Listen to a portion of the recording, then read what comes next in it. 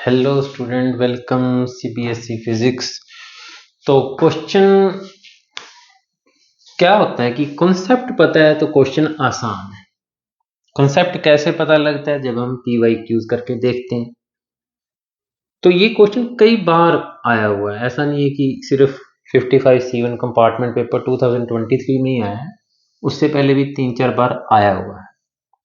Concept पता लगते ही question बिल्कुल आसान है, और एनसीईआरटी की बुक में ये होता नहीं है ऐसी चीजें। तो पीवाईक्यू आपको बिल्ट करवाते हैं कॉन्सेप्ट से।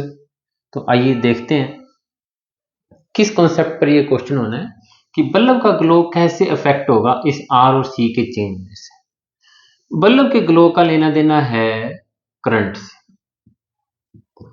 तो आई करंट सर्किट में बढ़ेगा तो बल्ब का ग्लो बढ़ेगा, और करंट कम होगा तो बल्ब का ग्लो कम होगा। एक बात पता लगी है।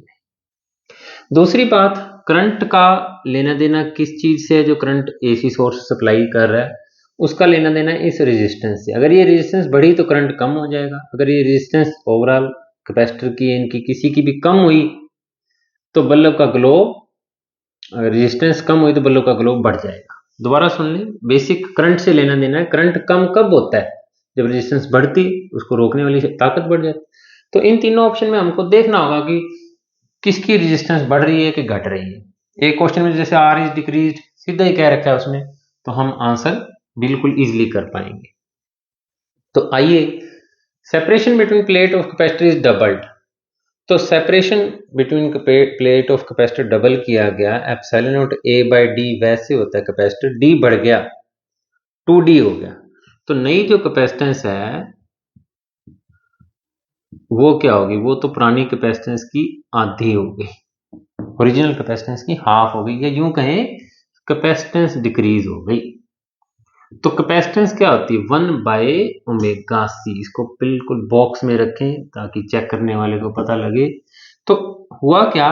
कैपेसिटेंस कम हो गई, कैपेसिटेंस कम हुई, जिससे XC कैपेसिटर की रेजिस्टेंस बढ़ गई। कैपेसिटिव रिएक्टेंस बोलते हैं इसको।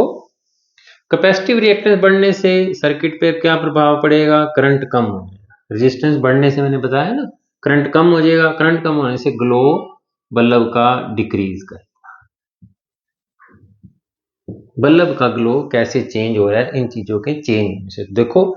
एक नंबर के लिए कितनी सीधा सीधा भी कह सकता था, लेकिन पहले चैप्टर की बात उठवाई हमसे, फिर कैपेसिटर की रिलेशनशिप चुकवाई, फिर तीसरी बात।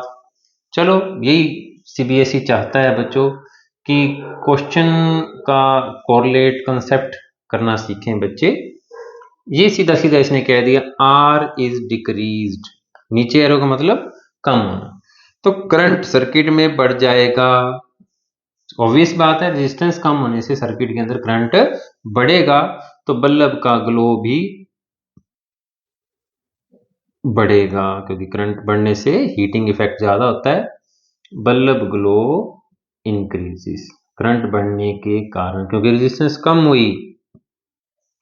तीसरे ऑप्शन में उसने फ्रीक्वेंसी ऑफ एसी सोर्स कह दिया decreased. Frequency of AC source के डिक्रीज होने से आर पे तो कोई फर्क पड़ने नहीं वाला। अगर अकेला ही सर्किट में आर होता तो बल्ब का ग्लो सेम रहता, परंतु कैपेसिटर भी है, तो कैपेसिटिव की रिएक्टेंस फ्रीक्वेंसी पर डिपेंड करती है। X = 1/ω_c। इसी फार्मूले का दोबारा यूज हो गया।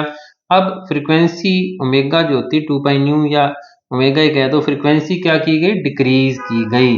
ओमेगा डिक्रीज होने से कैपेसिटर की रिएक्टेंस बढ़ती है, फ्रीक्वेंसी कम होने से कैपेसिटर की रेजिस्टेंस, कैपेसिटिव रिएक्टेंस बढ़ती है। कैपेसिटिव रिएक्टेंस बढ़ने से हमें पता है सर्किट के अंदर करंट कम हो जाएगा। करंट कम होने से बल्ब का ग्लो भी, BUL भी होता है बल्ब का ग्लो कम होगा। तो कॉन्सेप्ट क्या लेके चले? करंट का। करंट कम ज्यादा कब होता है? रेजिस्टेंस से। और हमने इन तीनों ऑप्शंस में देखा कब रेजिस्टेंस बढ़ी कब घटी। एक ऑप्शन में उसने डायरेक्टली कह रखा था आर इज डिक्रीज्ड। ठीक है बच्चों, तो बड़े अच्छा क्वेश्चन था। सीबीएसई फिजिक्स चैनल कहने की जरूरत ही नहीं, सब्सक्राइब कर लें। बच्चे बहुत अच्छा रिस्पांस दे रहे हैं और अच्छा पेपर होगा। Thank you.